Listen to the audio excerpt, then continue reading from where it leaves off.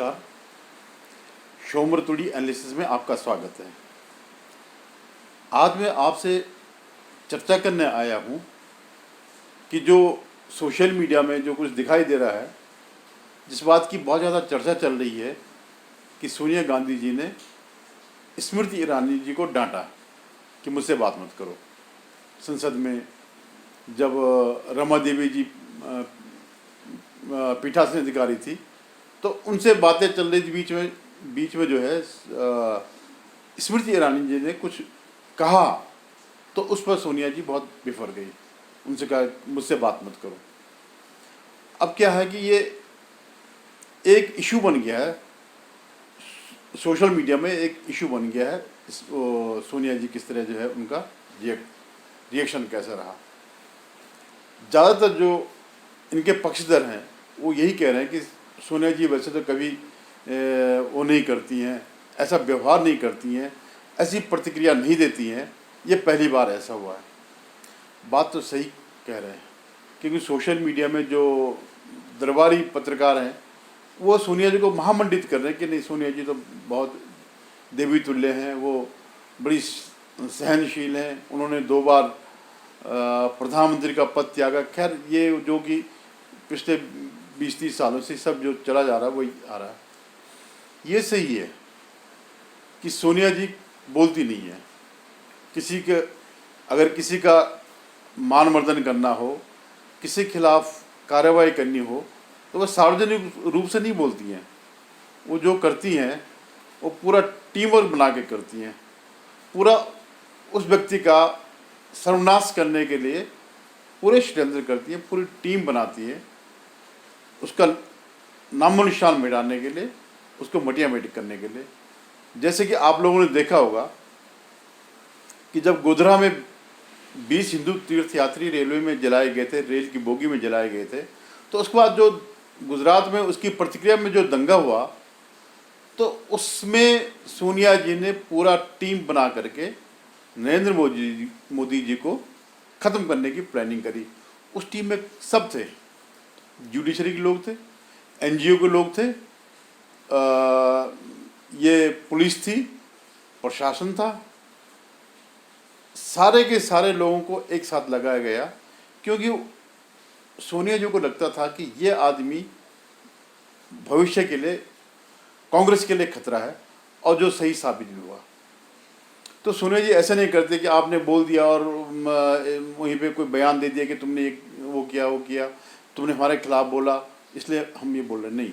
वो तबीयत से जो है जिसको ख़त्म करना चाहती हैं उसके लिए पूरी प्लानिंग करके करती हैं। आप देखिए अब जा कर के गोधरा वाला मामला 20 साल बाद नरेंद्र मोदी इससे बरी हुए हैं, तो वो कोई छोटी मोटी हस्ती नहीं है।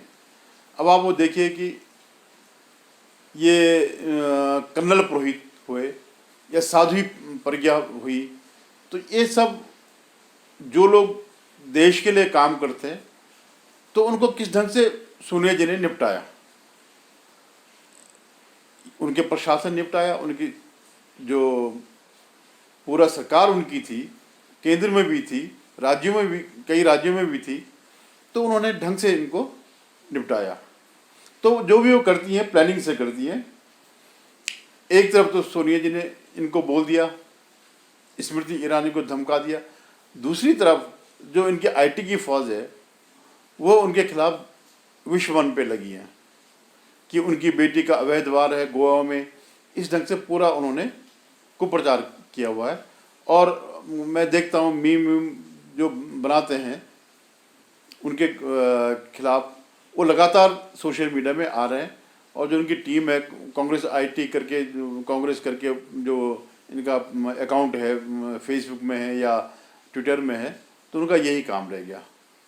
अब जब स्मृति ईरानी ने मानहानि का नोटिस दिया कांग्रेस के प्रवक्ताओं को, जयराम रमेश को और पवन खेड़ा को, तो अब वो सख्ते में आ गए, अब वो सदमे में है। अब फिर वो यही होगा ज़्यादा से ज़्यादा कि माफ़ी मांगेंगे और अपना पिंड छुड़ा देंगे, जैसे कि राहुल गांधी ने भी किया था, माफ़ी मांगी थी और सुप्रीम कोर्ट में जाकर के माफ़ी मांगी और ये छुड़ा दिया, पिंड छुड़ा दिया।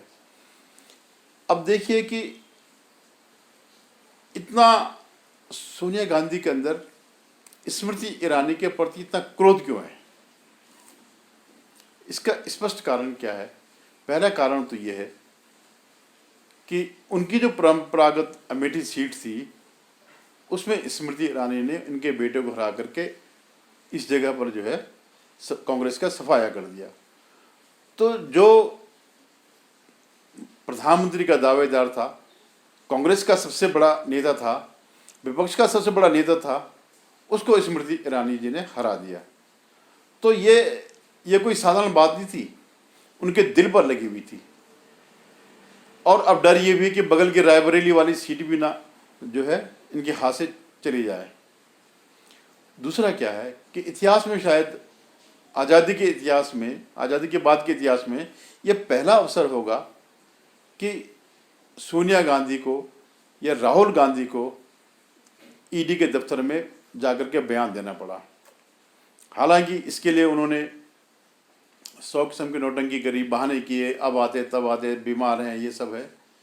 लेकिन उनको आश्चर्य इस बात का हो रहा है कि वो ये मानते हैं कि ये देश तो हमारी बपौती है, हम लूटे खसोटे कुछ भी करें, किसी को कोई अधिकार नहीं है, कोई कानून हमारे ऊपर लगने वाला नहीं है। और इन्होंने ईडी में हमें बुला दिया। कईयों ने कहा भी कि 72 साल की हैं तो ईडी खुद नहीं जा सकती थी। भैया ये कानून है, इसमें 70 साल, 72 साल, 80 साल के लोग जेलों में पड़े हैं।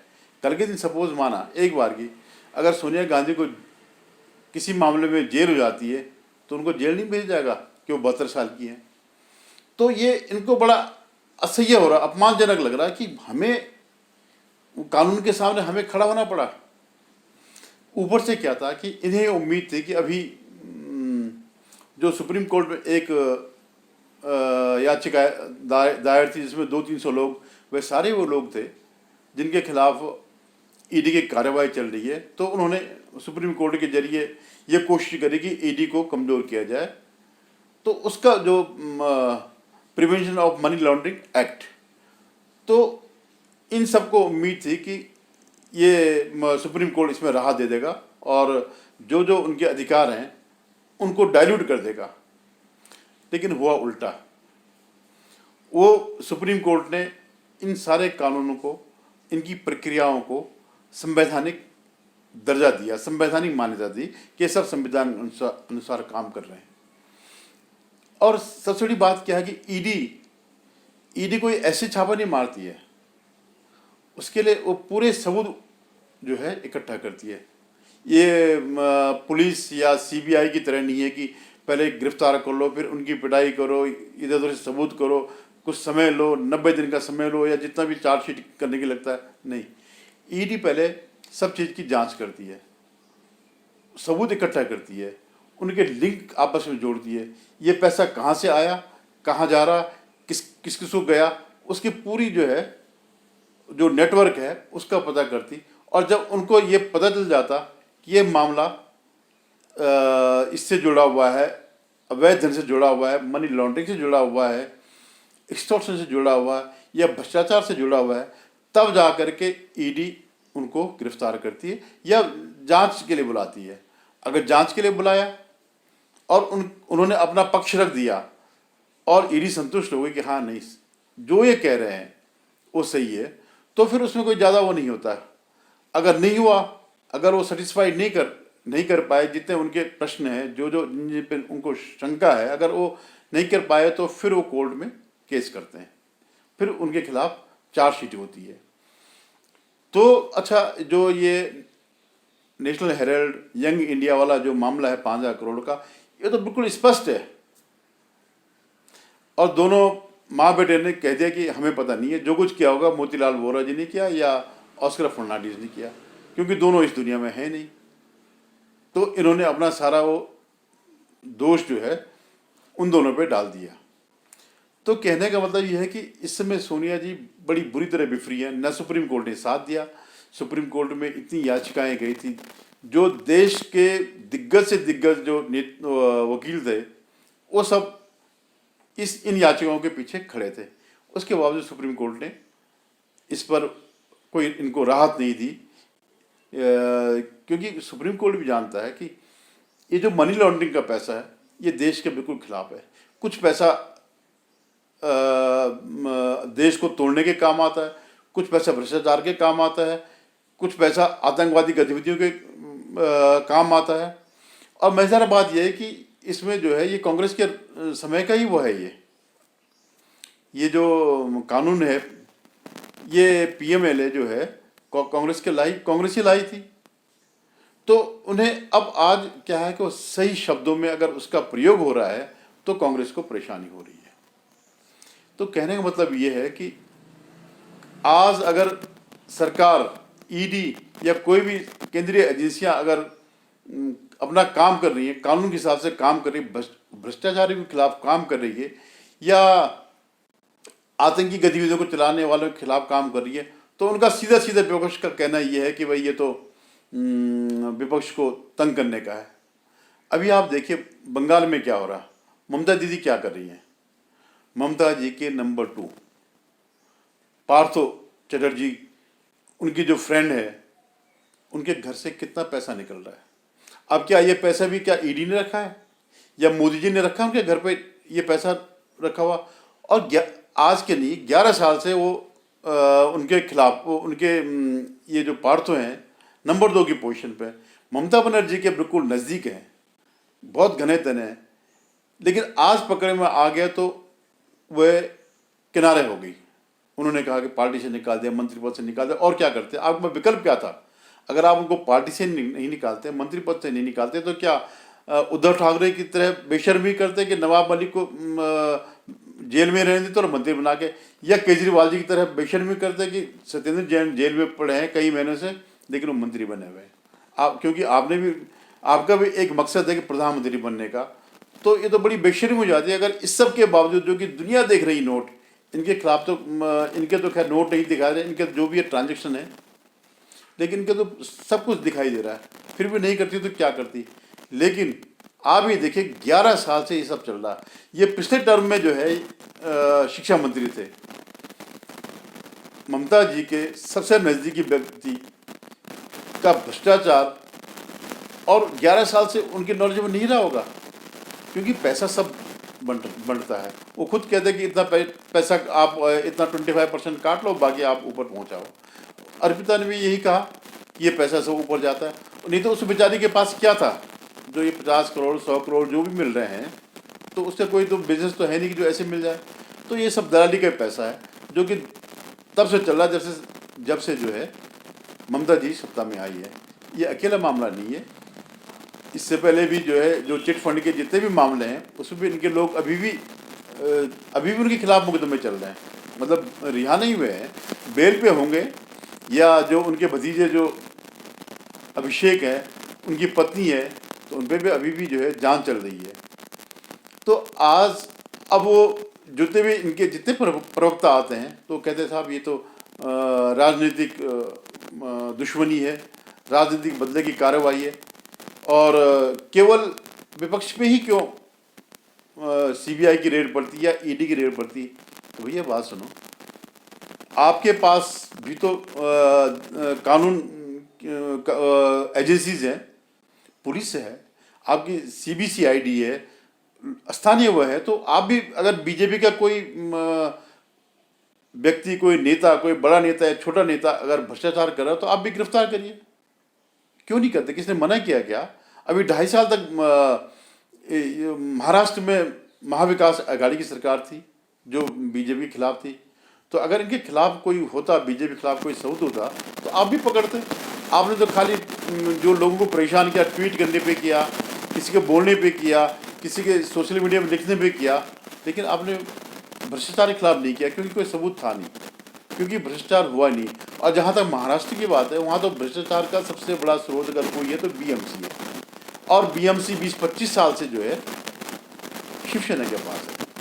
हालांकि बीएमसी में पिछले चुनाव में शिवसेना और बीजेपी को लगभग बराबर सीटें मिली, लेकिन बीजेपी ने इस गंदगी को उनके पास ही दे दिया कि भाई तुम्हें जो करना करो, हम इसमें इन्वॉल्व नहीं होते। तो कहने का मतलब यह है कि आज चौतरफा, क्योंकि इस कानून में जो पीएमएलए कानून जो है, इसने अपने अपना असली स्वरूप दिखाना शुरू कर दिया। अब ये केवल शोभा की वस्तु नहीं है, यह धारा 144 नहीं है कि धारा 144 लगा दी और जिसकी मर्जी आगे तोड़ दिया। नहीं, जो भ्रष्ट है, और क्योंकि एक परंपरा चली आ रही है भ्रष्टाचार की, तो वो भी निकल रहे हैं। तो ये बड़ी दिक्कत हो रही है। दिक्कत ये नहीं हो रही कि हम आगे की कोई दिक्कत नहीं, दिक्कत है कि जो पहले का भ्रष्टाचार जो हुआ है उसमें कार्यवाही है। तो आप देखते रहिएगा, अभी हो सकता है कुछ और लोग भी आए, फिर ये लोग अभी जैसे अशोक गहलोत कह रहे थे ईडी ने तहलका मचा रखा। भाई ईडी ने कुछ नहीं मचा रखा। आपने अगर भ्रष्टाचार नहीं किया है तो ईडी कुछ नहीं करेगी। आप उनके बगैर सबूत के ना ईडी कुछ करेगी, ना अगर कोर्ट में जाएगी तो कुछ होगा। तो अपने को संभालिए और इस देश को क्लीन करिए, इस भ्रष्टाचार से दूर हो जाइए, तभी जा करके देश का भी भविष्य है, पॉलिटिशियन के भविष्य है। धन्यवाद। अगर आपको मेरा ये वीडियो अच्छा लगा हो तो इसको लाइक कीजिएगा, शेयर कीजिएगा, सब्सक्राइब कीजिएगा।